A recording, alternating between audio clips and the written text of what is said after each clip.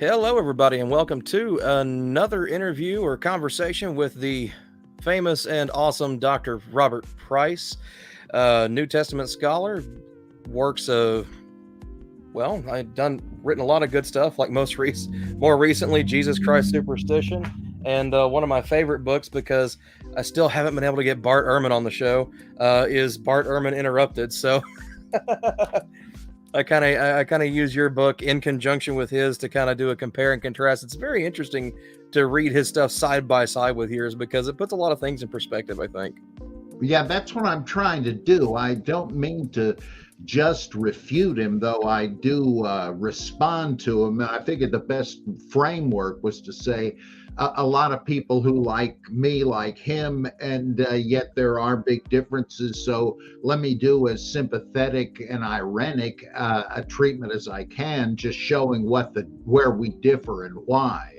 And I haven't heard any negative reaction from him, so I guess he could live with it. Right. I suppose so. Yeah, no. I've not heard anything negative from him either. I mean, did you get a chance to watch that little, I guess you could call it masterclass debate with him and Mike Lacona? What was that, 7 hours worth? Yeah, it was 7 hours worth. Did the resurrection of Jesus really happen? That live debate. I didn't get a chance to catch it live, but I did go ahead and buy it during the pre-sale, and I'm probably going to watch it or watch as much as I can of it tomorrow, just because I've seen several of Lacona's debates, and I've also I've watched several of Bart's debates, even his debates with you, and with as much information as is going to be there, with him taking just as much time as is necessary to actually fully explore ideas, I think we should have more debates like that, in all honesty, just these all-day affairs. I know that it's a logistical nightmare, but it seems that it would be incredibly beneficial overall. Yeah, I didn't see it. I have a hard time buckling down to see anything on YouTube. It just takes me away too long from other stuff I got to do. What is your, you've seen other debates, Mom.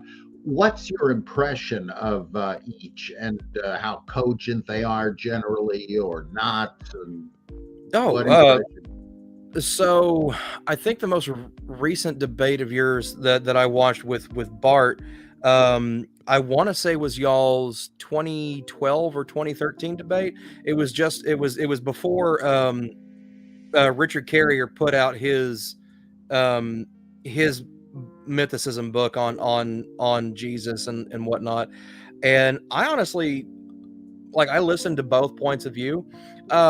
There were times where it almost seemed like things might have been a little bit dismissive back and forth, but not from you, more from, I guess, the audience. Like, some of the audience questions were just a little weird to me.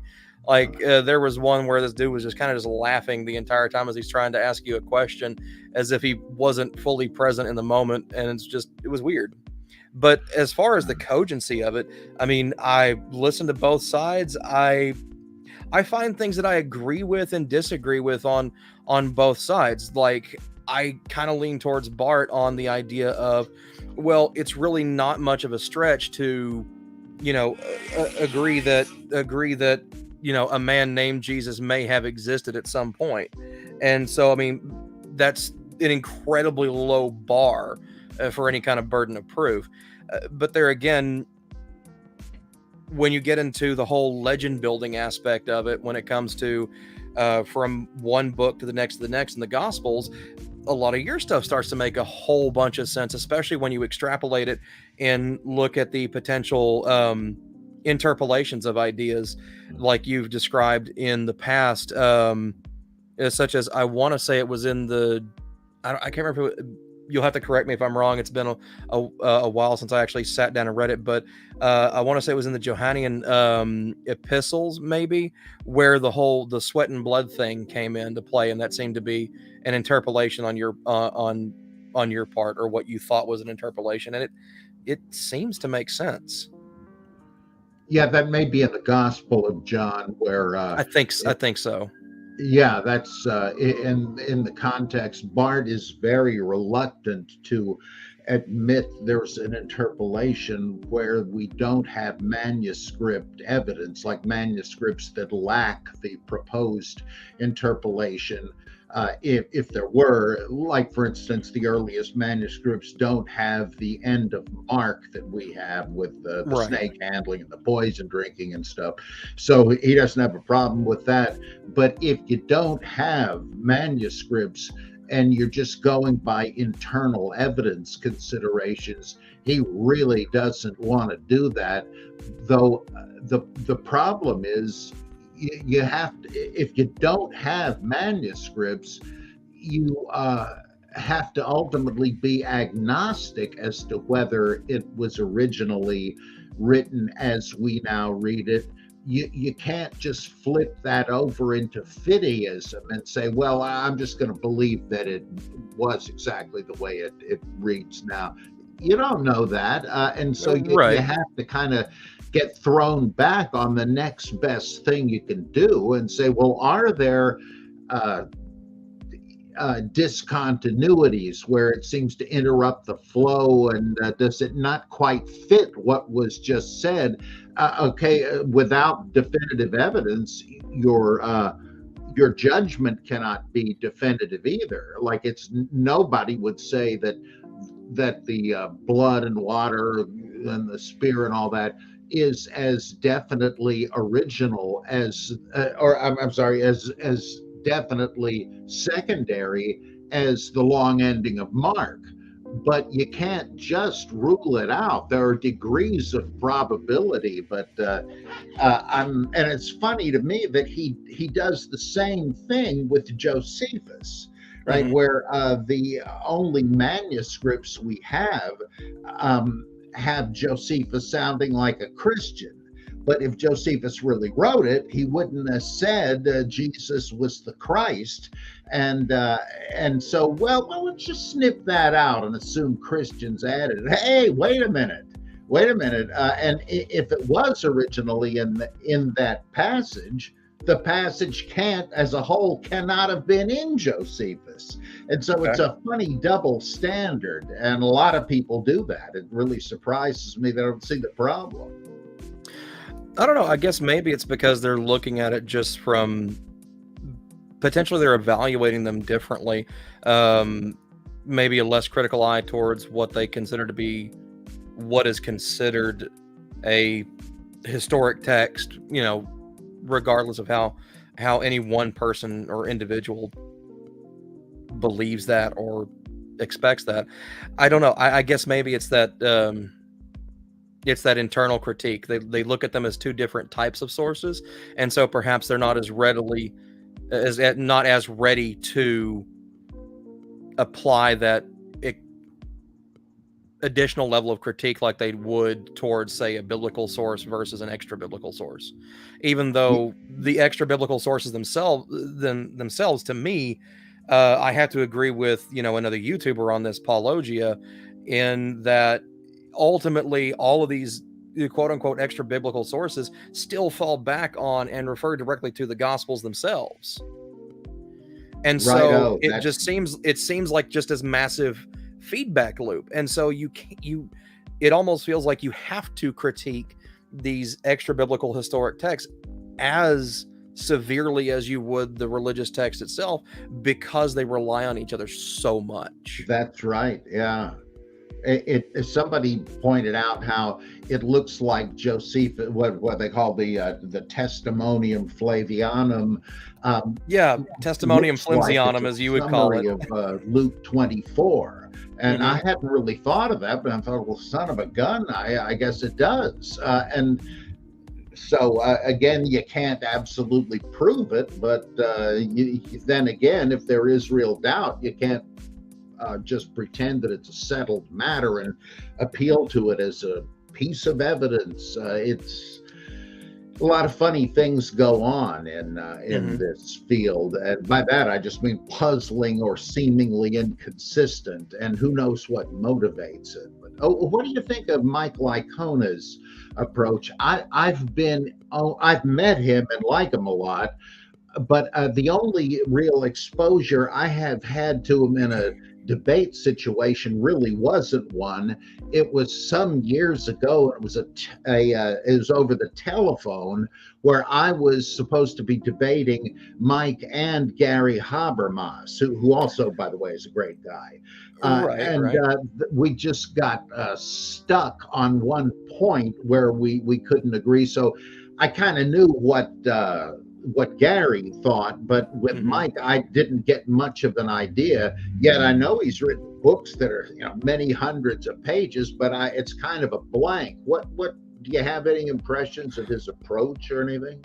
So, of Mike Lacona's approach, the most exposure that I have, I haven't seen the live debate with Bart Ehrman, so I'm going to assume that his position or the way he approaches New Testament textual criticism and the existence of Jesus probably differently than he did several years ago. But I remember what sticks the most in my mind is a debate that he had with Matt Dillahunty. I want to say it was about somewhere between 4 and 6 years ago, something like that. But he took this just very odd, just supernaturalist approach, and it was just okay. Why wouldn't you assume that the person had their head cut off, even if you didn't see it? If you could walk back in the room and their head was attached to their shoulders, you could see the scar going around their neck and all this, that, and the other. To me, it was a very odd approach to me, more than anything else. Um, I have more of an insight, I guess you could say, on probably Gary Habermas, who also seems like a fairly, it seems like a very intelligent guy, seems like a very Oh nice yeah. gentleman.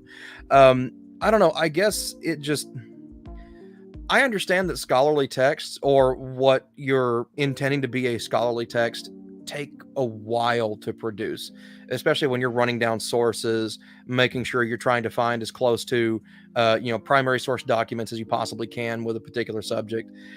But his continued talking up of the book that he has coming out, where he's talking about it having like over 1,000 pages, where he's got like 200 or 300 pages on the empty tomb, or things like that. He keeps talking it up, but we never actually see anything come out of it. It's weird. If it's a marketing tactic, I don't understand it. Yeah, you'll have to buy it to, like Nancy Pelosi. You got to pass You got it to to see pass it to what's find in out what's in it. Yep. it. Gosh. My favorite observation on the whole thing, and by the way, I have heard that Bart Ehrman, who used to say, yes, the empty tomb was real, the women visiting the tomb was real. And Hmm. so the question apparently is, like in all the old debates a couple hundred years ago, why was it empty and so on? I think more recently he said, no, I've changed my mind. The empty tomb is just part of the legend. Hmm. And similarly, Mike Licona, he got into terrible trouble for among fellow evangelicals when he tried to explain the dead righteous coming alive again after Jesus' resurrection, or actually at his crucifixion, and then showing Hmm. themselves trick or treating in Jerusalem after Jesus rose. Mike, that is so obviously Legend building. outrageous. Yeah. And by that, I don't mean just the character of it, but the fact, wait a minute, why are we hearing about this only from one gospel? I mean, it's a real problem to defend. And so Right. Mike, if I got this right, said that it's really symbolic. And boy, did he almost get excommunicated over that. I don't know what he says now, but he thinks he's representing a particular scholarly community that is essentially a religious community of faith. Hmm. And so you're supposed to be governed by the party line. And to his great credit, he had the guts to go beyond that when he thought it was necessary as a scholarly judgment. Hmm. And So I don't know. It's like he and Bart, from different standpoints, seem to be open to evolving, and that's a very uh, uh, praiseworthy attitude on their part. Oh, absolutely. You would definitely expect to see that from people who are supposed to be leading scholars in the field, that they would be open to changing their minds. I mean, I know, like, at first I was, pretty hard in the non-mythicist camp. Then I was more mythicist than anything else. And now I kind of lean most heavily, honestly, on again, Paulogia's overall critique. It seems to be one of the most plausible because, and when I say the most plausible, I guess because I tend to look at things, and this is probably the wrong way to look at things from on a historical level, but I look at things more from a scientific perspective. You formulate a hypothesis, you test it, you look for evidence, and you follow where the evidence leads. And it seems to me that Paulogia's overarching hypothesis seems to provide the most, I guess, standing explanation with the fewest amount of assumptions, at least currently. And basically, it just simply boils down to, when you're talking about the resurrection itself, it's not the 500 that you got to worry about. When you look at the text itself, you really only have 2 posthumous appearances of Jesus.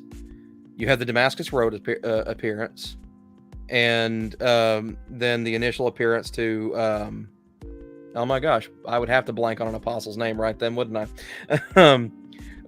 There's just those 2, and so you don't have to worry about this whole mass delusion thing or swoon theory or anything like that. It pretty much just comes down to these 2 men had individual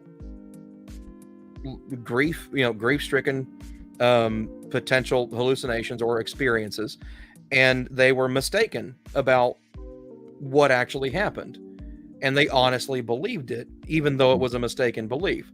That doesn't require deception. That doesn't require actively trying to build a legend. That just requires someone to have an experience that they honestly believe happened and just simply be mistaken, and then go on about their life as if it honestly happened, because that's what they honestly believed. And to me, I think that that's one of the strongest arguments out there currently. There was a video where I think he did a collaboration with Bart Ehrman, and they went through and he critiqued his hypothesis all the way down and actually gave it a grade at the end of it. It was a really interesting show. Now, this was Mike and Bart? No, this was Bart and Paulogia, another YouTuber, actually. I'm not familiar. He's been running down for about a year, and it's interesting to watch the evolution as he looks from source to source, because he's done everything. He's talked to Mike Licona. He's had open dialogues with Gary Habermas. He even had an entire hour or 2 hour long, not podcast, but live stream with Sean McDowell, going through everything about it. And you're exposing my ignorance. I'm afraid I don't know who that is either. Sean McDowell, Josh McDowell's son. Oh, huh. Wow. Yeah. Well, I'm getting old. Sheesh. It's all right. Hey, I kind of felt the same way earlier, because it seemed like just the other day, my kids were toddlers and just running around, this, that, and the other. And then I got a call yesterday, and it's my son asking how to set something up on his phone. I'm like, oh yeah, he's not 3. He's about to be 12. It's been a little while. It's amazing how things just kind of runs past you. Just runs past you. Oh man, number one, I need to start getting more active on YouTube again and doing my thing here. But man, with a recent move and everything, it's just taken a while to kind of get everything back in swing. And then when you look at just how divisive and insane the American political climate has become, I've kind of just switched gears a little bit. Like, the Atheist Reformation is still up and running, obviously, or we wouldn't be having this conversation. But I actually run a new channel now called the Political Reformation. literally Wow. just kicked it off a couple of weeks ago. Hmm. And started it off with just doing a tier list of all the U.S. presidents and things like that, and working on editing some videos where my co-host and we went through and watched a few relevant campaign ads for midterms coming up, and just kind of evaluate them. Some of them are pretty good. Others are just, they're awful. Yeah, I haven't so seen dumb. hardly any of those, and I'm surprised. I do watch news and I'm interested in Mhm. that, but for some reason, like I guess I've seen ads for a couple of local races, but nothing else. I don't know how I'm missing them. Well, see, I had to dig for a while to find a lot of these on YouTube themselves. Like for instance, here in Texas, where I live at, there's a gubernatorial race happening this year.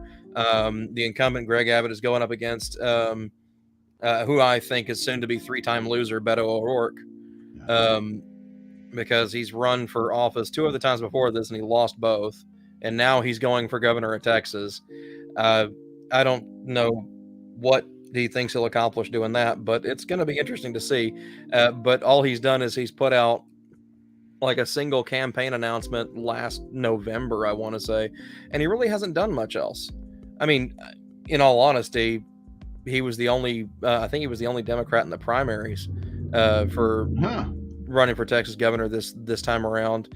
So, I mean, it's not like he really had to do anything because he wasn't really dealing with primary issues.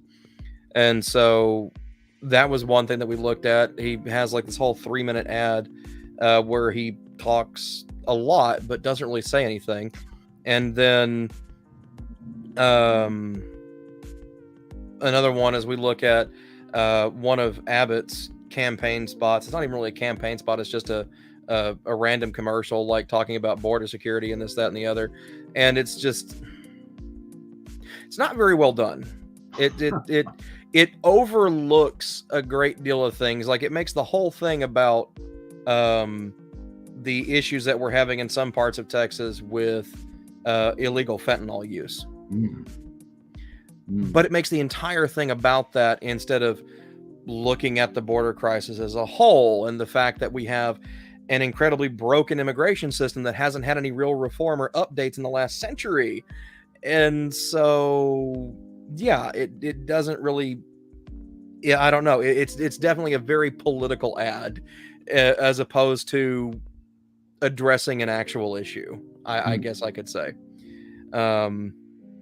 And then there's a couple others that I can't remember off the top of my head. Oh yeah, there's this one really goofy one, because apparently the Abbott campaign was upset that Beto hadn't done some kind of public event for like a week or a week and a half, and did this whole 30-minute spot where they really clumsily edited together and made him look like Carmen Sandiego, and it's dumb. It's so dumb.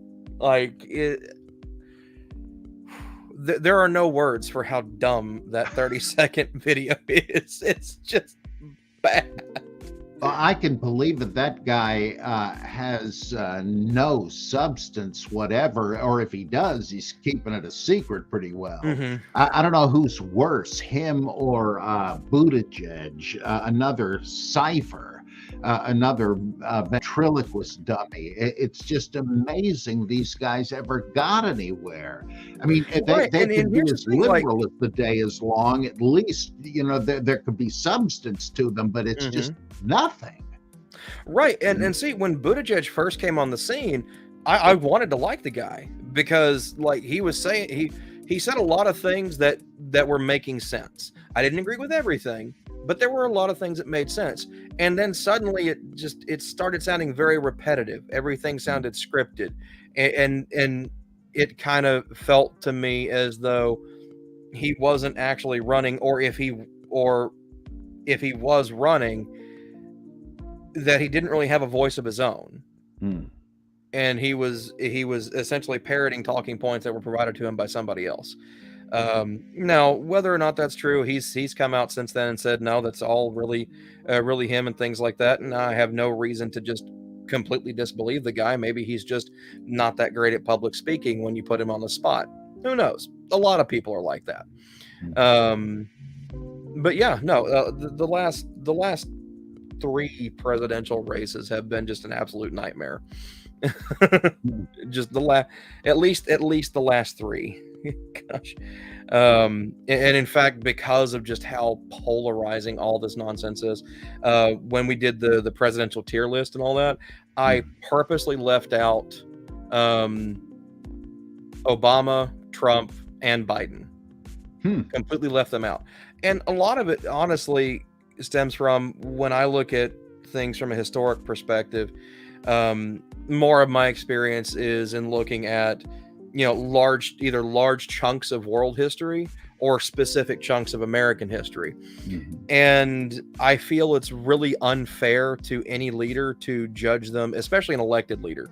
It's incredibly unfair to judge what happens during their presidency by saying it's going to have X, Y, or Z effect until that president has been out of office for at least a decade. Yeah, that's right. It's not exactly history yet. It's still current events. Exactly. Too close to it.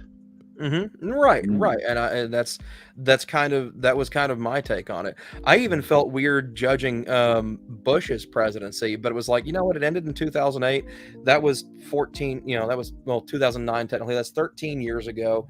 That should be enough time to at least judge, the highlight reel of things, which we're still seeing the problems with today. Things like, the Patriot Act still running incredibly strong. Thanks, George. Yeah, that's a great example. I was in favor of that at the time. It seemed to make sense because of the looming threat of the terrorists and all that. And some were saying, oh, no, he's just using this as an excuse to curtail your rights. And I thought, oh, come on. Well, now I realize, yeah, that was what was going on. Especially because sorry, I didn't mean to interrupt, but especially because in the onset of it, they were talking about, it's about fighting terrorism, it's about maintaining the American freedom, it's about maintaining, peace, justice, in the American way. And don't pay attention to the man behind the curtain setting up all the FISA courts. Where you have no rights, you don't even know if you've been summoned to a FISA court, and you can be completely judged and convicted without ever showing up or knowing about it. The Star Chamber. Yeah. Star Chamber. Wow. Yeah. No, that. I'm just waiting for everything to turn into Soylent Green. This year. That's just what I'm waiting for at this point. It's like, it's you can almost set up a bingo card. I think there's at least one YouTuber, I'm sure, that's talked about it, just called Dystopia Bingo. And where you could just take random snippets from everything from, Aldous Huxley's Brave New World, from Ayn Rand's Atlas Shrugged, from 1984 with Orwell, from Animal Farm with Orwell. And you could just start throwing a hodgepodge of the problems that pop up on there or in those works, and just start, every time you see one on the news, bingo. Yes, that is the truth. And it is just so insane. It's like, those are supposed to be critiques. Those are supposed to be works of fiction, not referential material. Well, I guess they were cautionary tales, though. Watch out, you don't want it to end up like this. And of course it does. Another one of those is Jean Raspail, if I'm pronouncing it right, The Camp of the Saints, written in the early 70s. The author, a Frenchman, was on the Riviera shore getting a tan, and suddenly it flashed in his mind, suppose all the third world poor were to show up in an armada of boats demanding what they consider their fair share. What would happen to European and Western civilization? So he sat down and wrote the book, and son of a gun, that's exactly what's happening. And there's some of these books that are so prophetic. It just shows, and it's not like they were clairvoyant. It was just Right. these authors had apparently a moment of clarity where they could kind of take in all the relevant factors as a kind of a tunnel and see what would lie ahead, and bingo, they got it right. Yeah, every once in a while you just come through and just nail a critique. It can be seen as prophetic in the future, and it's scary, and it's funny how things that we view as cautionary today, things like Bradbury's Fahrenheit 451, we consider them cautionary today, but when they were written they were considered alarmist. Yeah. And it's like, oh man, and you long for the day to an extent. It's like, you know what? I wish that was still just something weird and out there. That was just an interesting little sci-fi story, or one that I don't think anybody has read in quite some time, but seems to be becoming more and more prevalent. And I may be showing my hand here a little bit, but Kurt Vonnegut and the short story Harrison Bergeron. Oh yeah, you are not kidding. Because I think that was published in Slaughterhouse-5, if I remember correct. It was what? I'm sorry. I think it was published in his Slaughterhouse-5 collection. Yeah, it's just a short story. Have you seen the movie with Christopher Plummer and Sean Astin and other people based on that? I have not actually, and I'm going to have to look that up once we're. You've got to see it. I've got to see that now. Well beyond the original story, but more on the same trajectory, and it is amazing. It's just great stuff and frightening. Right. And for those for anyone who is unaware, I'm going to give you the Cliff Notes version of the Tale of Harrison Bergeron. It's basically this dystopian future society where everyone is meant to be equal in every respect. Equality of outcome to the most extreme degree. And Harrison is a character who is made to wear weights to slow him down, is made to wear glasses, almost like these glaucoma glasses that you see, to distort his vision. He's made to wear a clown nose so he doesn't look as attractive or something like that, or his features aren't as symmetrical. And eventually he just gets tired of it and goes on this, essentially breaks into a TV studio, rips off all the stuff he's been made to wear for years and years and years. But because he was wearing the weight of the oppressive society on its own, it had only made him a stronger individual as a whole. The oppressive nature made him strong physically and mentally. And he walked up, took a hobble off of this dancer, and they danced in the studio until, Goon Squad shows up and kills them. It doesn't technically tell you whether or not they die, but Vonnegut didn't leave much to the imagination. And so any Cliff Notes version like that will never do that story justice. I highly encourage you to read it. In fact, I have. Yeah. This is just to the viewers themselves. In fact, I encourage anyone and everyone watching this, just read anything by Kurt Vonnegut. It's gonna be good. You're either gonna laugh, you're gonna be intrigued, or it's going to scare the pants off of you because of just how on the nose some of his societal critiques were. And it's just, he nails it. And I think it nails this overall equality over equity issue. Yes. Oh, you bet. Yeah. And I guess people just don't seem to understand the problem anymore on that one. Is it's equality versus equity.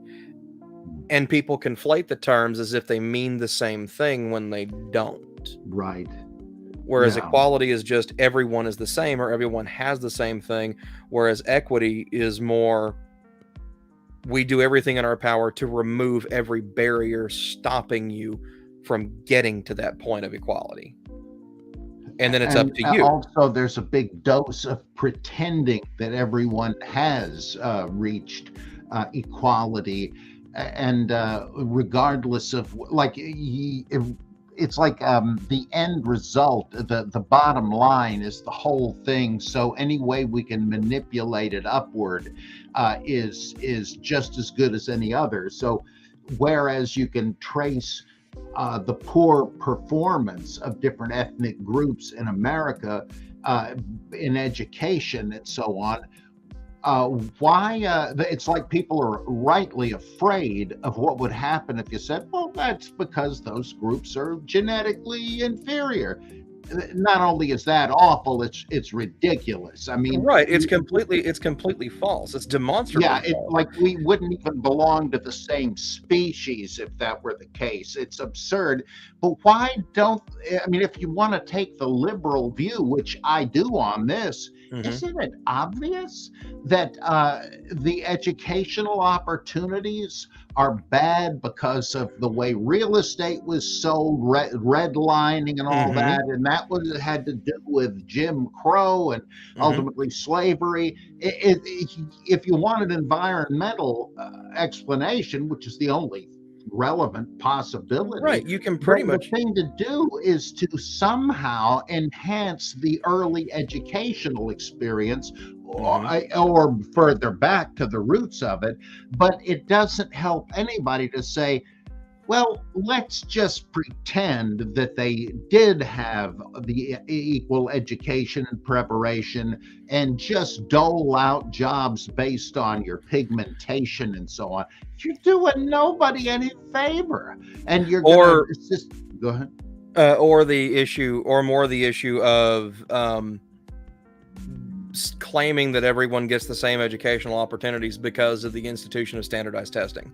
It's something that I am vehemently against. I'm sorry. It hamstrings teachers. It hamstrings the ability of students to learn, because not everybody learns the same way. Not every student is the same. Not every subject is the same.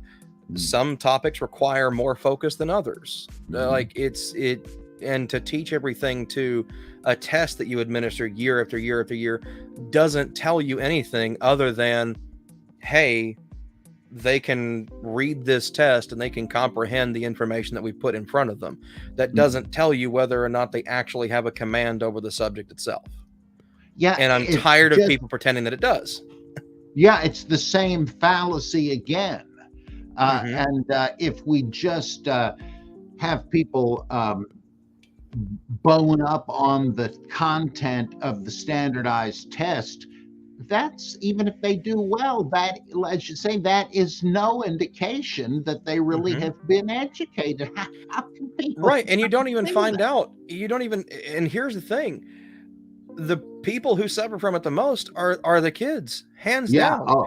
Because, like, I saw it firsthand because I started going to college later in life, because I fell into that wonderful, miraculous category of not broke enough to get substantial financial aid, but not well off enough to actually afford going to school.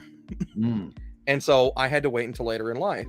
And even though my educational experience, K through 12, was still not what I would consider the best, I saw that it had gotten so much worse just in the 6 or 7 years that it had been since I graduated high school, because the young men and women that I was going to school with in even some of the basics, you'd find out that they had zero command and zero understanding of the topic, because the schools themselves had just been teaching them, hey, you need to understand this for this particular test. And you're always going to have access to X, Y, and Z resources. And then suddenly you're in a trigonometry class in a college classroom, and the only thing you're allowed to use are a pencil, a piece of paper, and a TI 30X2 calculator instead of a graphing calculator like you've been taught to use from 8th grade all the way to graduation. And suddenly you realize just how little you actually learned in school. And more needs to be diverted towards educational spending, for sure. And that's in every state. That is in every single state. And I honestly think I even have a great little way to do it. You take all the civil asset forfeiture money that the police confiscate that they are allowed to spend on everything from pool parties, there's evidence of that, to military grade minesweeping vehicles like MRAPs, because there's at least 2 departments in Texas that have those. And instead of letting them spend it however in the mess they want, you divert it all into education, put it into one big statewide pot, and it's dispersed based on need and income level of each school. So that means that wealthier districts like, Tarrant County probably aren't going to get as much as lower income districts in and around, say, Houston, or outside of San Antonio, or off in the middle of nowhere in Brewster County and places like that. And then suddenly you're going to see one of 2 things happen. Either education is going to start substantially improving, or we're going to see a whole lot less of just, suing people's property to effectively engage in a government-sponsored version of legalized theft. Do you ever think of getting into politics, running for office or councilman or anything? I've considered it here and there, but I think my main stance on most things would be best served on things like a school board. Yeah, that's important. Because I see a massive problem with education in Texas. Oh boy. And a big problem of it is, in all honesty, our science education. Because I kid you not, they don't necessarily live stream, but they do put the videos up later on of these live calls, these Zoom calls, and these public school board hearings in a lot of these counties around Texas. And you have these older people, like definitely they're at least 60, 70 years old, 9 times out of 10. And they are these incredibly religious people that stand up and gripe and rant and rave about the fact that they heard that their grandkid or their grandkid's friend or whoever had a science textbook that mentioned the name Charles Darwin. It is still a problem. It is still a problem. The actual teaching of evolution in schools is still a horrendous problem in the state of Texas. You would think in the second largest state with one of the largest functional economies, and a state that has some of the best science schools, probably the best science schools in the southern United States, and engineering schools, that we wouldn't have a problem with science education at the K through 12 level. But no, we do. And it is horrendous. And history textbooks in these grade levels are no better. Just the most egregious things I see are the fact that somehow people still don't understand that the Tonkin Gulf situation was completely fabricated. It is just as an excuse to get embroiled in a foreign conflict. Like, there was no other purpose besides that. I don't necessarily blame LBJ for it. I think to some degree that he was kept in the dark to provide some level of plausible deniability. But I guess that kind of gets more into conspiracy theory territory as far as that goes. So I'll avoid that, mainly because, I try to take the whole reason I even started doing a YouTube channel, the whole reason I even started really honestly critiquing how I saw the world and things. Honestly, it started with Matt Dillahunty. It really did. Like, I had been, an agnostic atheist for a while before I stumbled upon his content, but it was more the profundity of the statement of, I want to believe as many true things and dismiss as many false things as possible. And so I tend to rigidly and viciously apply it to everything that I see and hear. Bravo. And I think more people should do that. I don't think I'm better than anybody. Far from it. I've still got a long way to go. But, it certainly does help. Yeah, you can't live the unexamined life, as a famous person once said, Hmm. because you'll be the one to pay for it, at least Exactly. among those who pay for it, if you, for example, fail to learn the lessons of history. And we see Hmm. a lot of dangerous stuff stemming from such widespread ignorance today. Right. Communism sounds like a great idea. Right. Yeah. If only it had been tried before Yeah. and done correctly. Mm, mm, Anyway, no, I think a lot of people go towards the George A. Santayana quote. Um, those who those who do not learn from history are condemned to repeat it, and mm, I really like the use of the word condemned mm, in that one because, again, I like words, and because of the whole dismiss false things, embrace true things. I tend to critique language a bit more.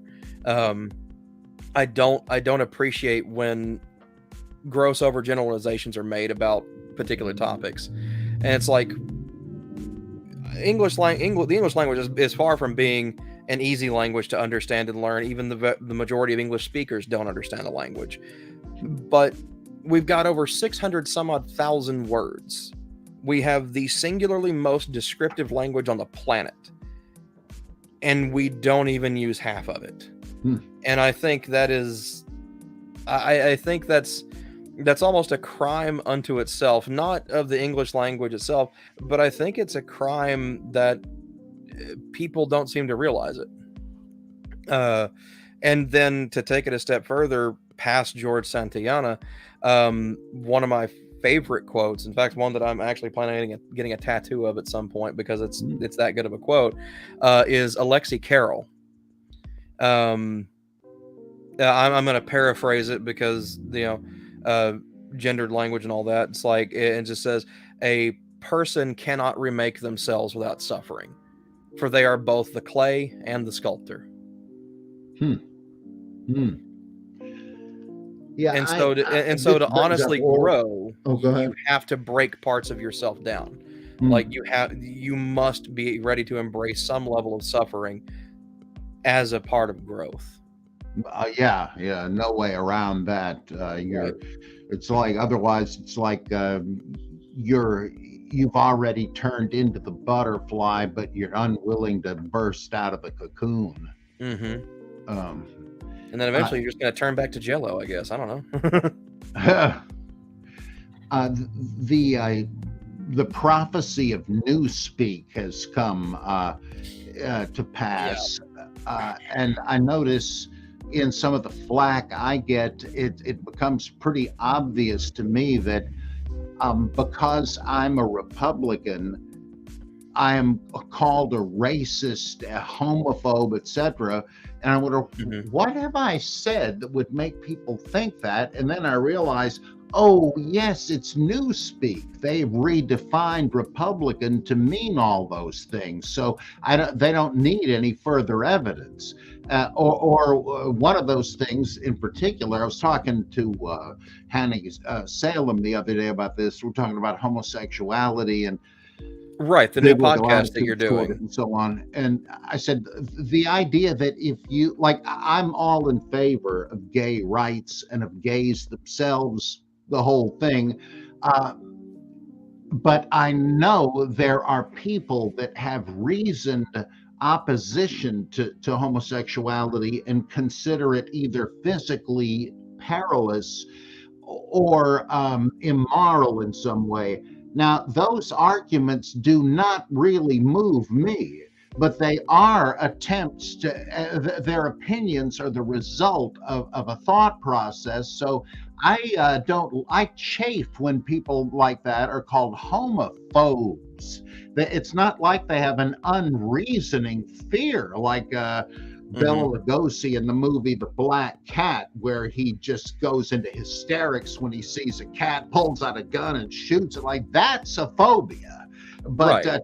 to have a judgment that this or that is immoral, that's a whole different thing. But if you can get away with calling it so and so phobia, you're just short-circuiting the argument. And if you can smuggle this new content into it, it's pretty easy to win the argument.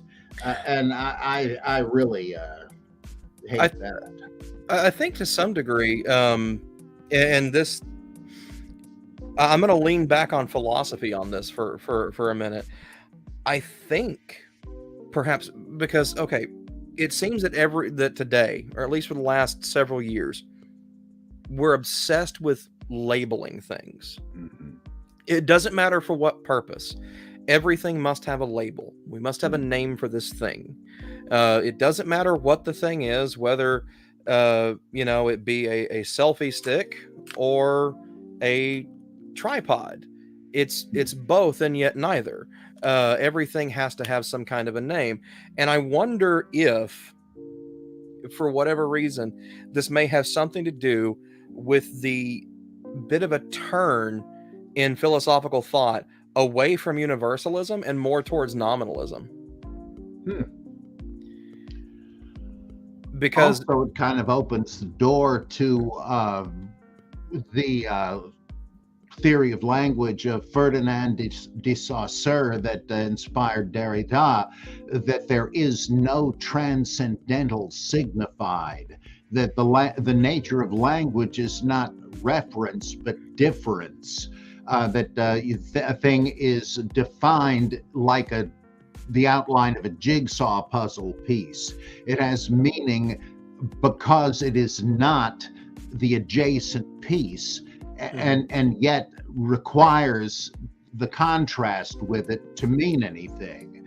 And this is why it's not simply a matter of a word refers to a thing, because the ambiguity you point out it shows that, it's not that simple. And so the use of words is automatically inadequate and seeks to create definitive meaning where there isn't any, that meaning isn't that kind of a thing. And I'm a big fan of Derrida and the other deconstructivists, but it really is a much trickier thing, and people don't agree on what language is, and so no matter that, they don't even know there is room to disagree. They don't see that they disagree, and so just condemn each other for stonewalling. And it's almost as if they're speaking a different language on some topics and don't realize it. Right. It's like when, in one of the ways that it's honestly most readily apparent is when you deal with, say, in particular, the young earth creationist community, to kind of bring it back to the topic of the channel and all that. Because I have seen and I have had conversations with people who are young earth creationists and come away from it feeling stupid because the way that words were being used were completely backwards in some ways. Like, for instance, the stubborn refusal to acknowledge that there are multiple definitions for the word theory, and thus wanting to ascribe every scientific theory the colloquial definition of which would honestly just be a hypothesis. Evolution is just a theory. Okay, cool. So is gravity. Yeah.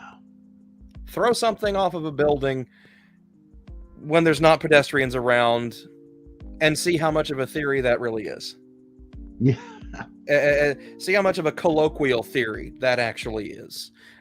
It's just, if you want, you could call it a working hypothesis, right. But so far it works. And so a real scientist is always going to be open to a shocking reversal, and should welcome it because it portends better things. Some, of course, people are often not like that. They have pet theories. They have too much invested in them. But that's a failure to live up to your calling. And it's not like every theory is just fantastic Speculation. speculation. It's not, And not so everything is they're conjecture. thrown. Yeah, it's merely a theory, but like you say, gravity. What I mean, It we is know things merely, fall. yeah, Why? is merely a scientific theory, but at the same time, you don't question the theory of gravitation, despite the fact that we have more evidence for evolution than we do for gravity. Mm. It's or you know, and this is nothing new. This is nothing new. You can crank this back to the early 20th century and Sir Fred Hoyle and his just staunch refusal to acknowledge Lavoisier's Big Bang cosmology. Yeah, the steady state was his thing. Yep, he was very much a steady state guy. Or or how Einstein wanted to completely throw out his field equation because there was this constant in there that didn't make any sense to him, because we had no idea what cosmic microwave background radiation was until we discovered it in the 1970s. Mm-hmm. And that's just the movement of things from classical mechanics to the theory of gravitation to relativity, and now to quantum mechanics. I guess it's, and I chalk a lot of this up to the overwhelming scientific illiteracy of people in general. And no one is immune to this. Now granted, okay, there are some aspects of science that are incredibly difficult. Quantum mechanics being one of them. Yeah, I have very little idea what that is. Yeah. In all honesty, the best way I've heard it described is it is black magic with math. It's obviously tongue-in-cheek and it's hilarious, but that's honestly how it seems. It looks like voodoo when you look at it, because you know, when you look at the wave and particle nature of light, with the double slit experiment, the mere just the fact that a phenomenon is being observed changes the distribution, changes how it behaves, and so it gives us a lot to analyze when it comes to things like that. Or the fact that a lot about science is counterintuitive, such as there's really no such thing as cold and there's no such thing as down from the perspective of physics. Down, what we consider down, is just towards the center of mass of the largest object, which is the planet, and then cold is just absence of heat. It's an equilibrium point. And so I think it's because so much about science is counterintuitive, because it flies in the face of what we would consider to be common sense. And people seem to have this almost dogmatic and religious focus on what they consider to be common sense versus what reality actually is demonstrating for us. And I think that's an inherent problem societally as a whole, and that's anybody, that's anywhere in the world. And I'm going to take a break for a second. Former fundee, now free. Well, hi Lori from Florida, thanks for tuning in and joining us today. I'm glad to see that you're here. But yeah, no, I think that is a fundamental societal flaw, and I think that humanity as a whole can't grow until it learns to break away from that. You know, a great example, bringing in creationism and so forth, and common sense. People, of course, clutch Genesis 1, and they say, this is the revealed origin of the world, though it doesn't actually say that, right? The unnamed author does not say, like the book of Revelation's author does, the heavens opened and I saw this. I mean, that might be true or false, but it doesn't even say that. But as Julius Wellhausen pointed out decades and decades ago, this is not a revelation claim.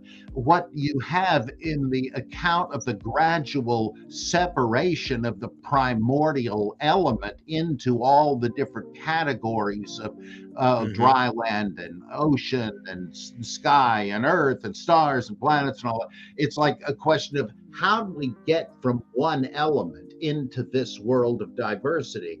And the Ionian philosophers, the cosmologists before Socrates, that's what they were trying to reason out. And that's about the time the priestly creation account of Genesis 1 was formulated. So the author of Genesis was something like Empedocles or Anaximander, who didn't claim it was revealed by Apollo's oracle or something. They just reasoned out, this is what I think must have happened. Democritus and the atoms and so forth. Well, if you could get the writer of Genesis into a time machine and bring him forward and say, now look, I wanted to show you what we now know about the formation of the universe and the evolution of life, do you think he'd stop up his ears and not listen? No, the guy was a scientist in his day. He'd throw what he wrote aside in a second and say, oh, thank God. Now I know the truth, because he wasn't a dogmatist. He was what they used to call a natural philosopher. That's even true hundreds of years later, like the Book of Enoch and even the Book of Revelation. They're all based on scribes reasoning about astronomy. But they put it in the literary form of a guy actually taking a journey through the sky. But it's real clear if you look at contemporary works on astronomy. And it's like just ancient science. What was ancient science based on? They didn't really have observational technology. It was common sense. Like, if you didn't believe that the world was a flat disk and that there was a solid dome with windows that occasionally opened for an outer space ocean to drop water, and that there must be a subterranean ocean to explain wells and stuff like that, you'd be insane. I mean, you'd have to believe the stars were tiny little lights in a stadium ceiling or something. They couldn't have known better. And this was what virtually all ancient cultures we know of thought. Not because they were stupid, but because they were smart. They just lacked observational technology. And so this resistance to science goes all the way back to not to the biblical writers, but to people's moderns' misunderstanding of their nature. It's amazingly ironic. I always like to tell students, you may think the ancients were primitive and stupid. They were not. Let me tell you how they're intelligent. Oh, like the rainbow. Oh, that must be God's war bow in the sky saying, I'm hanging it up now. I'm not going to attack you again. That's stupid. No, it wasn't. They just couldn't have known about light refraction. So they didn't just say, I wonder what that thing is. Who knows? No, they didn't know what the water cycle was. The best thing they could. Right. They didn't know what the water cycle was and things like that. So like we're talking about light refraction. Exactly. And the thing is, some of the problems with that are still pervasive today. Like you look at, I referenced it a little bit ago, classical mechanics, Aristotelian physics, the proportion that celestial objects are fixed bodies in the sky that don't move. And that's where you start getting the arguments for the existence of God from the arguments from motion with St. Thomas Aquinas. And even today, we can see that is very clearly just in his understanding of Aristotelian physics, and that no longer applies, and therefore this whole argument breaks down immediately upon just some rudimentary examination of how physics works. It's gone. It breaks down, but you still have this incredible dogmatic devotion to it, to the point where we have a modern advocate for it today who's just repackaged it in a different using different language. Instead of an unmoved mover, it's an unactualized actualizer, and I think you know who I'm talking about, Ed Fazer. And yeah, I don't know who that is.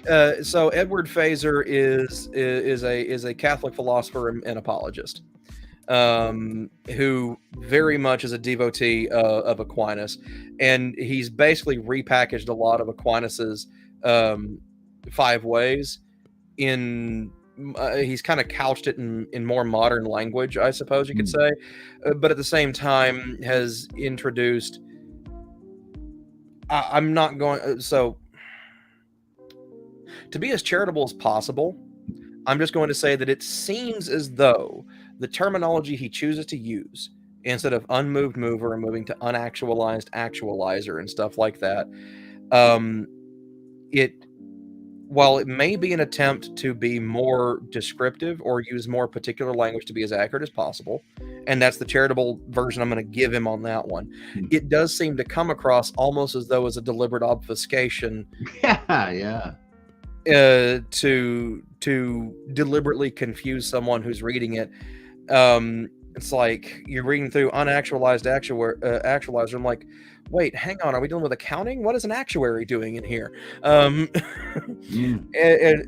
it just seems, odd that way. Or the fact that it's so dogmatically stuck to, like, I've had discussions with members of Reason and Theology, Mike Lofton and all that. We've been on there together as well, talking about Aquinas' 5 ways. When I just sat there and talked to him, it's like, there's no such thing as vertical causation. It doesn't work. It can't happen.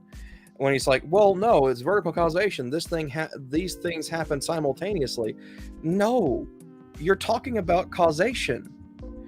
Causation is necessarily and unavoidably couched in temporality. For there to cause anything, there is an effect. Cause must come before effect. You cannot have instantaneous causation. You can have near instantaneous. You can have causation that seems to be instantaneous because it's happening so quickly. We have no way of really breaking it down and seeing it, the timeline from one thing to the next, to the next, to the next, without some extremely sophisticated observational technology. But no, there is a very definitive before and after situation. And as soon as you recognize that, and you recognize that time is an essential component of space, and the two are inextricably linked through gravitation with space-time, then no argument of an unmoved mover will ever work. All it requires is to understand a little bit about physics. And to dress it up in sophisticated, possibly double talk. That reminds me of a scene in The Honeymooners where somebody asks Ed Norton, who works in the sewer, what his job is, and he says, I'm a subterranean sanitation engineer. Oh, wow, that's pretty impressive. Must have gone right. It sounds right. Yeah, it sounds amazing. It sounds like it requires an advanced degree, when in reality he's underground shoveling what for a living. Yeah. Like, I mean, I'm sure it probably pays well. I mean, with the ocean nightmare that it must be down there. So right. But so you brought up something earlier when we were talking about Genesis and all that, which if we brought whoever the biblical Anaximander was that wrote that end of the day and kind of just said, it's like, hey, we got a little bit of a problem with your first statement. In the beginning, the earth was formless and void. We got a bit of a problem because light has to exist first for anything else to happen. And start explaining that to him. The person who did that would just, like you said, they would eat that information up like it was a world-class dessert prepared by Gordon Ramsay in front of him for all the world to see. Like, without a doubt, like, just massive learning going on there. But to kind of pick your brain about something, like I said, I was looking at some aspects of the excerpts of Merely Christianity, your most recent book. And I wanted to pick your brain a little bit about something. It says it's on page 92. I don't know if that's actually accurate. That's just the Kindle version. Talking about Elohim, whether it's singular or plural. And that seems to be a big bone of contention if you ever bring up the fact that the Old Testament it seems to very clearly describe a form of essentially Jewish polytheism or early Hebrew polytheism. People tend to get a little defensive about that one. It's like, no, it's always been monotheistic since day one. It's like, is it really? I don't think so. But I'd like to get you to talk about your take on that a little bit. Give everybody a little bit of a preview. Well, I think that the plural ending would ordinarily imply gods, but some say that it could. Those who know Hebrew, I don't, except in a very distant third-hand way. Some say that it can be used to indicate the great power or dignity of the person you're talking about, and that you find instances of the same thing in Egypt with the Pharaoh, and that perhaps that is kind of related to the practice of a king saying, "We command so and so." Well, right, the royal we. It's just him, but yeah, the royal we would imply that, and so there might be something to that, but the important factor to me is that you have various places where it speaks of the Beni Elohim, the sons of Elohim, or the sons of gods, or the sons of God, where it's explained in such a way as to make it clear there are several divine beings. Like in Deuteronomy 32, there's an old poem that says that when Elyon, the highest God, the most high, it's translated usually, when he made the world, he divided the peoples according to the number of the sons of God. And Israel, or Jacob, he says, was Yahweh's inheritance. Well, that read on straightforward terms seems to be saying that there must have been some 70 lesser gods, the sons of the Most High God, and that Yahweh or Jehovah was one of them. And just as Rimmon received Syria as his fiefdom, and Dagon received Philistia as his, Yahweh received Israel and Judah. And that's that doesn't compute. Now, some people but it gets problematic because of conjugation of the verb. You have Elohim, which looks plural, but then the verb implies there was a singular subject. So what's going on there? Well, it's I think Joseph Welles in an old Bible debunking book called "Is It God's Word?" It's polemical, but I think this is a pretty good argument. He said there remain several places in the Old Testament, the Hebrew Bible, where in fact it's a plural verb. And why is it suddenly that way? And his theory was that it's what's his name? A New Testament scholar, I blanket on his name, calls editorial fatigue. Mark Goodacre. Editorial fatigue. And Welles said it looks like that that scribes who put this together tried to change polytheistic references to monotheistic ones, but they missed a few. Now, we can't prove that, but that sounds pretty reasonable to me, because I think there is no way to deny that you've got polytheism, that there's several explicit mentions of that. Now, sometimes Christians and apologists will say, Elohim just indicates plurality within the Godhead, and that is the Trinity.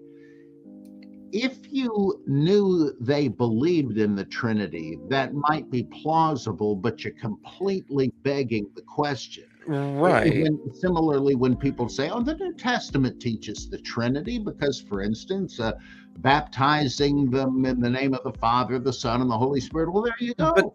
But then you have... The Trinity is not just something about there being three. It's so complex a doctrine that it really isn't a doctrine. It's what they call a mystery, that we don't know how the three could be one, sharing the same nature. And that's why every attempt to explain it has been rejected as a heresy. It's an oversimplification. Right, because you look at so even say, in the... hey, look, we're dealing with the infinite here. We're what does Job say? We know but the edges of his ways. So you can't just assume that Old Testament writers already believed in the Trinity. The only relevant possibility as a reference would be polytheism. And so you have to assume, like Martin Luther said, you got to reconstruct the cultural thought world and the vocabulary of the ancient language and do the best you can. And you don't get the Trinity that way, even in the New Testament. So I think they're really stuck with an embarrassment there. And the best way for them to deal with it is the good old resort to progressive revelation. Well, yeah, they thought that, and God didn't want to overload their circuits by spilling the whole thing all at once. And so biblical writers use the language of early stages of belief. That, I think, is also a scam. Progressive revelation turns out to mean no revelation. Yeah, I'm very much anti-progressive relation on that one, because it seems it almost feels like a cop out. Kind of like when you deal with Matt Slick and his tag argument, the transcendental argument for the existence of God, which is a distillation of Cornelius Van Til. Van Til's presuppositional apologetics and all that, because that it kind of breaks down, because arguing for this third level of third manner of gaining knowledge, revelatory knowledge, knowledge that is revealed to you instead of knowledge that is a priori or a posteriori, either after the fact or before the fact, and so it breaks down, because it's just copping out and saying, like, well, I know because God says we know. That's just special pleading. That's a circular argument plus special pleading. That's all that is. That's all that it's ever been. and so progressive revelation seems to me to be of the same ilk, because I tend to find those that subscribe to the progressive revelation hypothesis or conjecture, whatever you want to call it, do seem to lean more towards presuppositionalism when you start talking about apologetical methods and things like that. And so I guess what worries me with that is well, okay, if you're going to lean on presuppositionalism for justifying existence, and then you're going to apply a lot of those same methodologies to this concept of progressive revelation, then why do we even bother with biblical exegesis? Why do we even bother with hermeneutics? Why do we even bother with textual criticism? It's, just put it down. It'll make sense eventually. Yeah, and they don't see that an ambiguous or equivocal verse is just as good as an erroneous verse. Either way, you're stuck, or the solution to an apparent contradiction What are you talking about? I thought the authority of the Bible was based on the reading of the apparent sense of the text. You can't go into allegorizing and all that. Mm-hmm. But that's exactly what every attempted harmonization does. It says, Mm-hmm. yeah, I know it looks like James and Paul don't agree, but if you could get them in the same room, I bet they'd say, James would be saying, boy, I wish I hadn't have put it that way.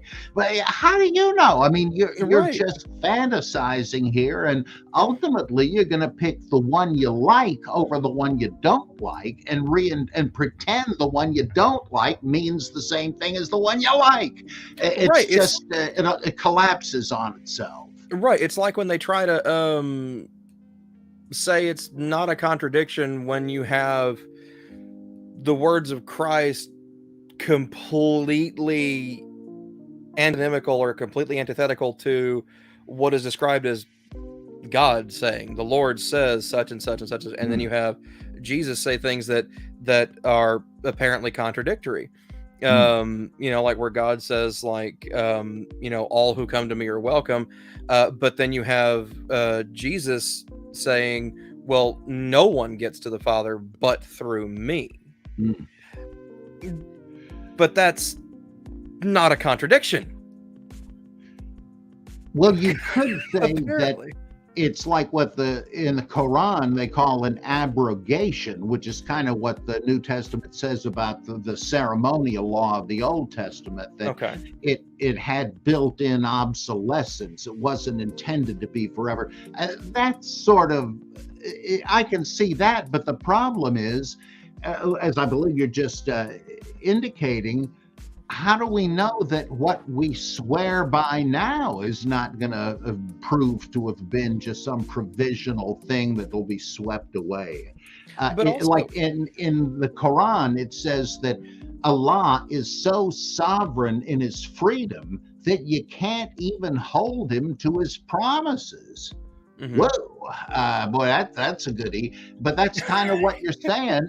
If this stuff that was from the mouth of God, sacrifice your firstborn and all that, if that was superseded by later revelations, how do we know that our how we do things current now view is not going to be thrown away, and we'll be told, no, go ahead and sacrifice him? Well, you say so. And how do you know he does say so? That,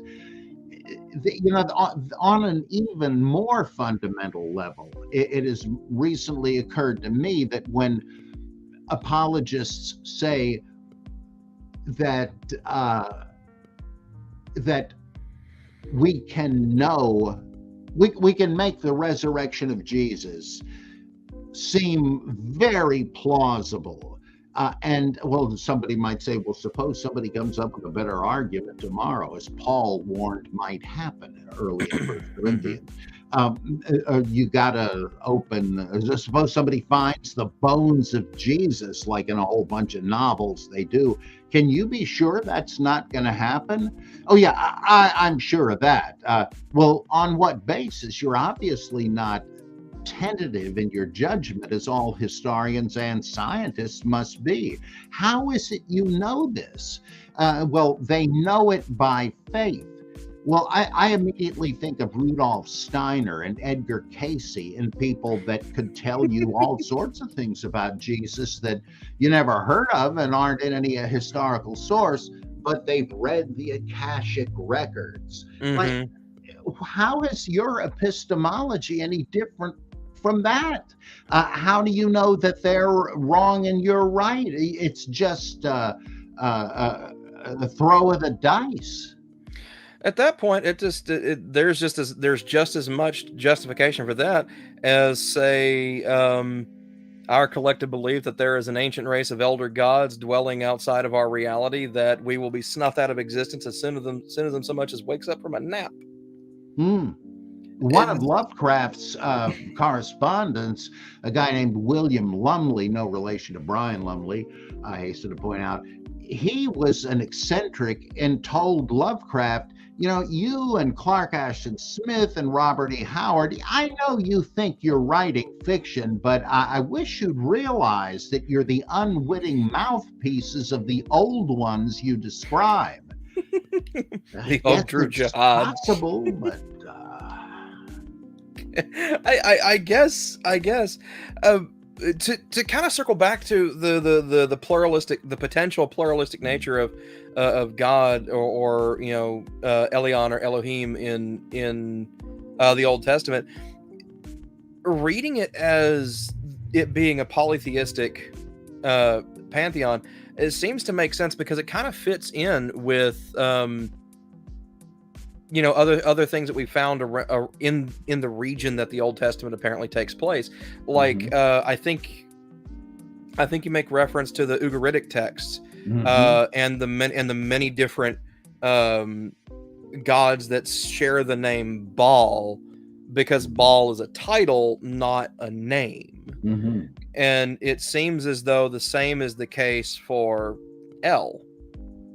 It seems to make sense because there's a lot of overlap between, Canaanite and early Hebrew mythology, especially when you take into account the geography of the Levantine region to begin with.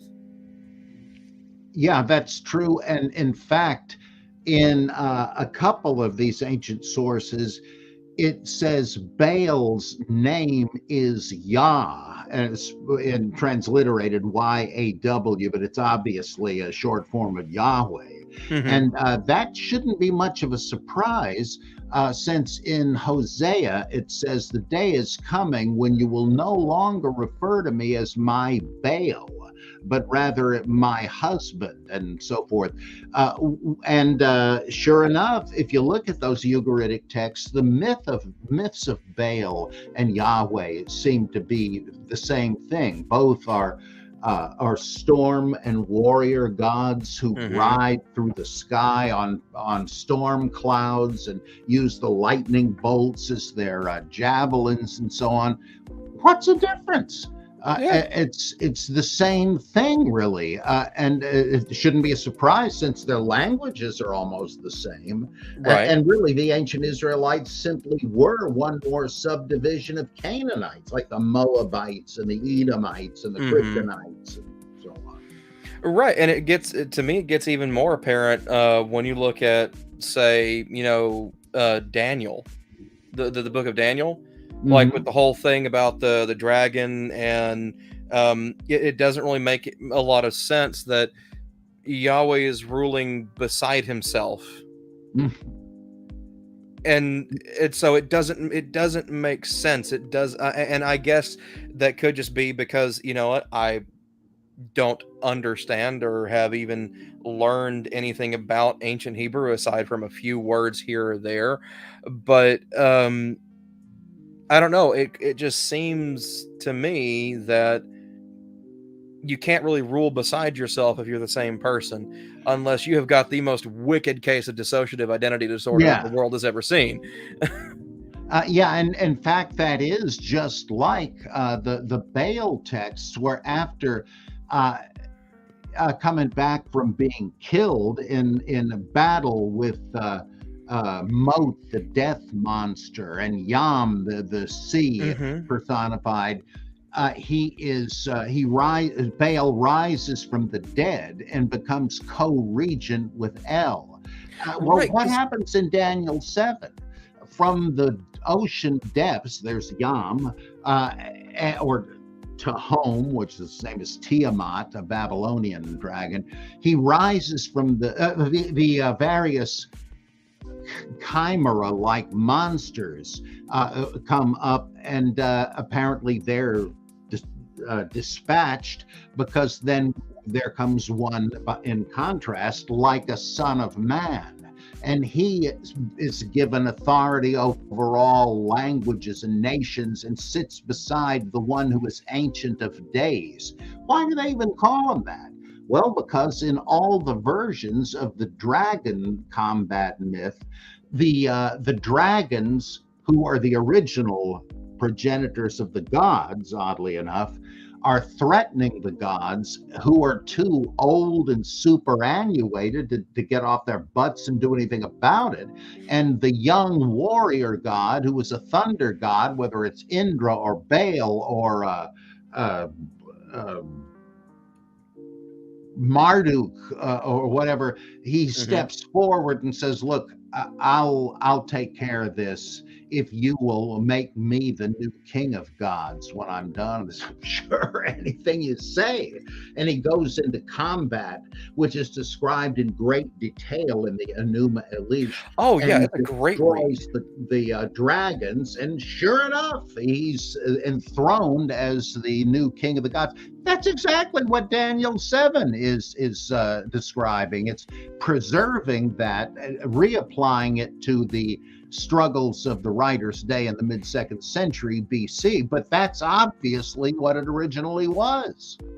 Right, and it doesn't seem to be, I guess, all that original as time goes on, because we see the recurrence of the exact same themes in the Dodecatheon in Greek mythology. Yep. With fighting against the Titans, like Saturn and Zeus and Hercules, or in Norse mythology with Ragnarok and Thor fighting the Midgard serpent and winning, but instead of winning and becoming the new king of the gods, he's already been the king of the gods because Odin went into the Odin sleep, kickstarting Ragnarok, and then he dies at the result of it because Norse mythology is more fatalistic in its apocalypticism versus versus most other forms of mythology that we've run into.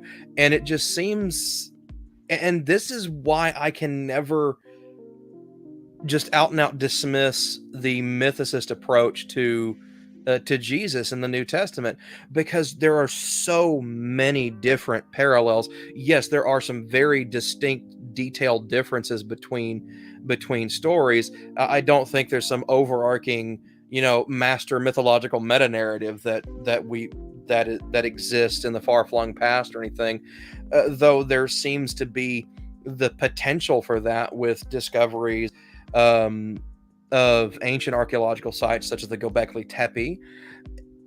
And it just seems almost flippant to just completely dismiss a mythicist approach to the New Testament and the story of Jesus, because you look at, you look at comic books today.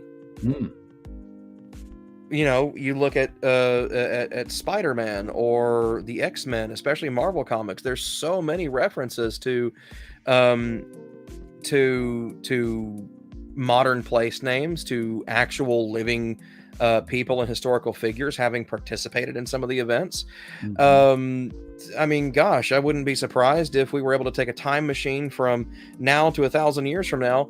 People will think that the mad god Superman really did fight Muhammad Ali and got his butt kicked. And things like Marvel movies. This is so funny. I did a critique of Bill O'Reilly's Killing Jesus. Yes, and, I read that one. When he says, well, these people, he gives you all this background stuff about Pilate and Herod and Caiaphas. Oh, you see, these real historical people appear in the story. Well, I think it's Iron Man 2, Tony Stark is looking at the TV, and there is Bill O'Reilly talking about Tony Stark. Well, I guess Iron Man must be real. Right? He just ignores the obvious. And we know ancient Hellenistic novels featured real historical characters, but it's fiction about them. And as for the idea of a monomyth that all these descend from, that could be true, but ultimately it doesn't matter, because the point is these things do suggest an ideal type that even though every instance could be created spontaneously for the same reasons, agricultural renewal, whatever, it enables you to see, once you bracket the differences and see how much of a skeleton they have in common, that gives you a kind of a yardstick to measure where they differ and why. But it would make no sense to do that if they had nothing in common. But in fact, they have all the basic stuff in common. So we know what kind of a story we'll be celebrating tomorrow on Easter. And then you have to ask yourself, is there any real reason for me to think that this one time, as C.S. Lewis said, myth became fact? Or is it just myth like the other ones?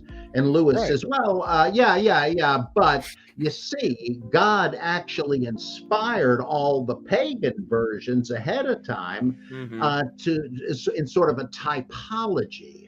I don't know what the point of that would have been, but people would yearn for a rising Savior God, and one day, by golly, they're going to get one, and it's Jesus. That only makes sense as a Christian doctrine. In other words, you would only think that if you already know that the biblical God sent his son and all of that. But if you don't know that, if that is the point in question, that is no argument at all. Then here's my hot take on the whole thing. If that's the case, then our overarching monomythical Lord and Savior has to be Joseph Campbell, because he distilled it all down to the hero's journey. Yeah. I mean, it takes the skeletonized framework and just crams it all into one neat little box. By their own logic, it's like, well, if that's the case, well, the purest form of that is the hero's journey as written by Joseph Campbell, as far as we can tell. So there you go. That's the monomyth right there. Yeah, it's very fascinating. It's flippant, of course, but I have always thought, even since I was a whippersnapper in college, that if I wanted to really understand the Bible, which is an intervarsity Christian fellowship type I did want to, I had to take advantage of all the different approaches to religious studies. I was still an evangelical, but I figured I really ought to know about psychology of religion and sociology of religion and comparative religion. I know that's got to shed a lot of light on this. And boy, did it. Some unwelcome light, but I am so glad I did that. It makes all the difference in the world. And Tillich explained why people don't like that, because comparative study of religion automatically undermines any religion's claims to uniqueness. That's why religious believers in any religion, and I got quotes to prove it, always say, well, yeah, your definition of religion is fine so long as you realize that Islam is not a religion, or that Hinduism or Buddhism doesn't fit that. But yeah, your religions, yeah, sure, put them together. And it's like you can't, but it's like special pleading to absent your own. And that's where you get all these bumper stickers. Christianity is not a religion, it's a relationship. Yeah, that's what they all say, because they don't want to be lumped in as just one more. But I don't see anything wrong with that. No, I don't see anything wrong with it either. And I think a lot of it has to do with the fact of how we nebulously define terms. And for the life of me, I have never found until a few years ago, I had never found a definition of the word religion that seemed to accurately describe what a religion is, because it would define it either so loosely that the definition was effectively meaningless, at which point everything becomes a religion, which, I mean, there's certainly an argument that you could make for that with the sport of football in the state of Texas. But of all people, that he mostly focuses on being a science communicator and stuff and things like that, and combating young earth creationism, especially Genesis apologetics, with people like Answers in Genesis, AIG, people like that. And it's R and Ra. And he submitted an offering to the Atheist Dictionary, basically, some years ago, and I actually have it pulled up here. And here's how he defines religion. And I kind of want your take on this, because to me, I can't find any flaws in it. And he defines religion as a doctrine of ritual traditions, ceremonies, mythology, and associated dogma of a faith-based belief system which posits a posthumous promise that some element of self, be it a soul, consciousness, memories, etc., may, in some sense, continue beyond the death of the physical being. And that seems to accurately describe all religions without leaving any of them out, but does not accidentally or arbitrarily include anything else, such as like being a member of a particular political party or being a fan of a particular team sport. And I kind of wanted your take on that and what you thought about it. I may have forgotten this already, but does he refer to a higher power or a superhuman entity or something? So he doesn't refer to a superhuman entity, but he pretty much encompasses it with this, in that a religion is a doctrine of ritual traditions, ceremonies, mythology, and associated dogma of a faith-based belief system. So it encompasses the concept of a god, but also encompasses the concept of, say, early Buddhism, which was not to view the Buddha as a god, merely a man who had achieved nirvana. And so it is able to incorporate Buddhism with everything else and acknowledge it as a religion. And so it seems to be one of the most complete definitions I've ever seen. Are there flaws with it? I'm sure there probably are that I'm not seeing. I don't know. I'm not a linguist.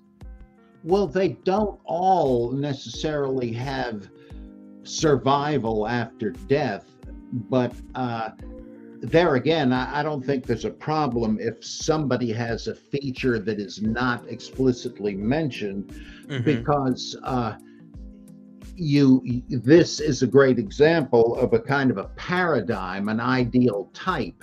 And so it is so comprehensive that if something seems to be an exception, it might be an exception that proves the rule.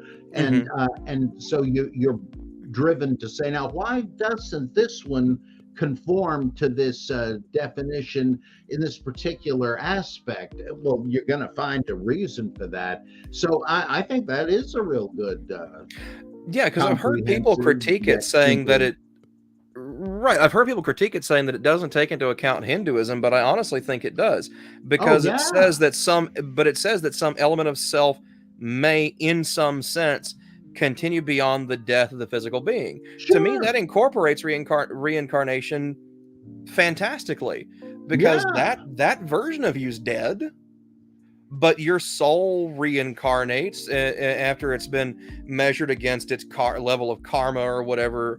And so you either come back as a cow, a cockroach, or another person. Or a 1928 Porter. You ever see that ridiculous show in the 60s, My Mother the Car? Yes. Jerry Van Dyke. I've seen a couple of episodes of that. That was hilarious. And I love that got and I love you know that Douglas Adams saw it and liked it, because in Hitchhiker's Guide to the Galaxy, one of the main characters is named Ford Prefect. Oh my gosh.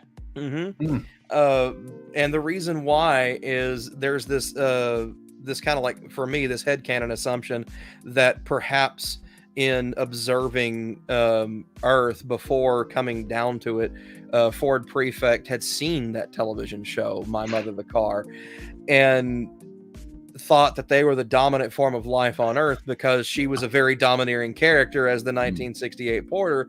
And so he had to be saved by Arthur, because he was trying to introduce himself to an oncoming car by standing in traffic and was about to get run over. And I love that just kind of is part of the lore of Hitchhiker's Guide to the Galaxy. And to me, that just seems that Douglas Adams must have had an appreciation for just the abject comedic absurdity of that show. Yeah, there was another sitcom, same network, same season, called Hank, that was even more outrageously absurd because this guy had a food truck, and yet he was too, like you said, he couldn't afford college, but he had a great hunger for learning. So he brought his food truck on a college campus every day, and he would hear his customers, the students, happening to mention, well, so and so's sick, they're not going to be in class today, and he would ferret out what class they were going to miss and dress up to impersonate the sick student so That's he could awesome. get at least that much learning. I mean, it's impossible to imagine somebody that desirous of education, and the whole premise is outrageously ludicrous in every way. I think especially that was today, like after how do you a few yeah, episodes. right, especially today, like how would you afford all those disguises if you operate a food truck? Like, yeah, and you're leaving the food truck unmanned while you're in class, which you couldn't understand anyway if that was the only session.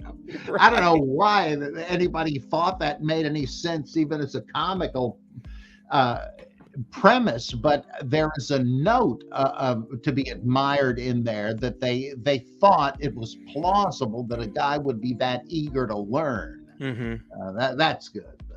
Right, and then that whole concept, or at least I think aspects of both that and My Mother the Car, distilled into the quintessential 80s primetime show Knight Rider. With Kit seeming to kind of embody the personality of Hank, as far as always asking questions, wanting to learn this, that, or the other. Maybe not to the extreme extent of it, but then you also have the fact that it's a talking car. A la the 1968 Porter, and to me it just seems like it's there's these two parallels of ideas coming together and kind of meshing into a single character. And perhaps that may have been part of the inspiration for Knight Rider, who knows. And of course the voice of the car was Anthony Daniels, or was that his name? The guy that played Captain Nice around the same time. So there's all kinds of great sitcom trivia packed in there. Oh, right. Yeah, absolutely. William Daniels, maybe. Anthony Daniel was C-3PO in the original Star Wars. William Daniels. Oh gosh, who? Peter Peros. No, that was RC3. Gosh, I cannot remember who voiced the car. I'm gonna have to look that up later for sure. Because that's gonna drive me nuts later. that's gonna drive me batty until I figure that out. I know the feeling. Yeah, right. Oh my gosh. But yeah, no, it's amazing. And the thing is, we see all of these parallels and these seeming to be mergers of ideas within fiction and television and literature and things like that. And it just seems, I guess to some degree, insane to me that there should be some societally accepted ideal that can't be critiqued in the same way, like religion. Because, okay, we see that this happens with how we tell stories. Why wouldn't this apply to religious texts? And if it didn't, that in all honesty, if there weren't parallels between them, I think at that point that would be a better argument for the existence of a deity than all these parallels and then claiming that God provided this monomythical approach that ultimately distills itself into Christianity. And the thing is, it kind of goes to that almost I guess aspect of divine hiddenness that a lot of people tend to argue for, or still inadvertently argue for today, even, in that, well, it's God. it's supposed to be omnipotent and omniscient. But focusing on the omnipotence for a minute, he's all powerful. Why couldn't it just be set up the way he needs it to right off the bat? Why couldn't it be set up what? The way he wanted it right off the bat. Yeah. Why? Yeah. Why all the pomp and circumstance? Why this whole man behind the curtain routine? Why, why does everything come down to a point of, well, you eventually find a man behind a curtain that's sitting there cranking out a holographic image that you think is real, but it's just smoke and mirrors. It would seem almost insane to think that an all-powerful deity being able to do whatever they want, however they want, couldn't just and be done with it. Why could he not create an Adam and Eve whose nature was such that they would freely choose the right thing? That wouldn't make them slaves or anything. It just gives them a tendency. And but the whole thing with God's all powerful and he runs the show, I just find that absurd the more I think about it. And it's because of the non-falsifiability of it. If you say, well, what can you tell me what would be good evidence against this claim? I mean, if God allowed some plague to wipe out the entirety of the human race, would you say that this is the work of a providential, loving, righteous God? Oh, yeah, it would be. Well, buddy, in that case, I don't even know what your words mean anymore. You're not making a claim. You're just speaking in tongues. At that point, it becomes two distinct languages. It becomes English, the language that you think you're communicating in, and then apologetics. Yeah. The language they're communicating in. And it just completely breaks down the chain of communication there. And it just ceases to make any form of sense at that point. And it's strange that those steeped in the dogma of it can't see the absurdity, and those that do pretend that they don't. Yeah, they just have an emotional attachment to certain aspects of it, and that's what would be revealed in this falsification dilemma, that you're just emoting, believing in a part of this thing that is meaningless. If you look at the comprehensive picture, you're just hanging on to your teddy bear, and you wish it made sense, but you're just assuming by faith that it does or will someday. That's and for God to demand assent to some dogma for which he does not provide sufficient evidence, that how can, shall not the judge of all the earth do right? How could that be? I mean, it's just a trap. The whole, I mean, that's why I say in merely Christianity that Christianity ultimately does not even come up to the point of being false. It dissolves into meaninglessness.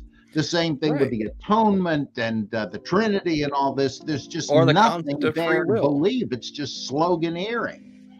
Or the concept. I gotta get off. My poor kitty Merlin is demanding my attention here. Okay. Well, why don't you let everybody see Merlin here real quick before we go? Will you come up here, Merlin? I don't think he is. Oh, come on, big guy.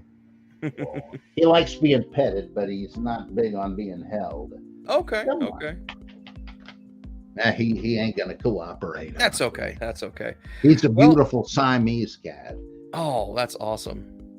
Well, go ahead and tell everybody before we sign off. We got a whole 7 people watching right now. So go ahead and tell everybody what you're up to lately, where they can find you. I will say, I've got links for where you can support Dr. Price at down below, as well as a link to Amazon for his newest book, Merely Christianity. If y'all want to pick it up, y'all definitely should. From the excerpts that I've seen, it's definitely a good read, and I'm definitely buying it next week. That's for sure. Well, I got a new one coming out very shortly. It's in the works now, called The Gospels Behind the Gospels, Really? which tries to reconstruct some 9 different implicit stories of Jesus understood this way and that way, and to suggest that these things kind of shattered and got reassembled with all kinds of inconsistent parts that don't fit together, which explains a lot of the inconsistencies of Christology and individual gospels. I've never heard anybody take quite that approach before, Okay. so I'm going to be interested to see if I get any reactions to it. I think it's going to be an interesting read, just like every other book that I've had of yours that's an interesting read. 2 that I personally recommend, just because of the ones that I've read the most for anybody watching, is Jesus Christ Superstition. It's a fantastic read. It builds upon a lot of the stuff that is touched on in earlier books, like The Case Against the Case for Christ, and just extrapolates further on those. Are fantastic. And if you'd like a reading companion with some of your Bart Ehrman books, definitely pick up Bart Ehrman Interrupted. And actually, give Bart that Ehrman Interpreted. Interpreted, sorry. It's playing off of his title. Right. I kept trying to play it off of Girl Interrupted because of your. Oh yeah, well, I'm sure he was thinking of that. Yeah. Well, and also with your titles and stuff like that, like the Colossal Apostle and Testimonium Flimsianum. I love the titles that you come up with; they're fantastic. But anyways, everybody, thank you so much for tuning in. He has a new podcast going on with Hani Salem. Go find Robert on Facebook. There's links to that there, and if I remember, I will come and throw a link to it in here as well. And I'm gonna have to get you back on here as soon as I possibly can, Robert. It was fantastic talking to you. Honor and a lot of fun anytime. Absolutely. I'll be sending you an email soon trying to get a hold of your schedule. Okay, no problem. Thank you. All righty then. Well, everybody. Yep. Thanks for tuning in to another episode of the Atheist Reformation. I am your host, Drew, and joining me once again has been the inimitable Dr. Robert M. Price. Thank you for coming out, sir, and I hope you all have a wonderful rest of your day.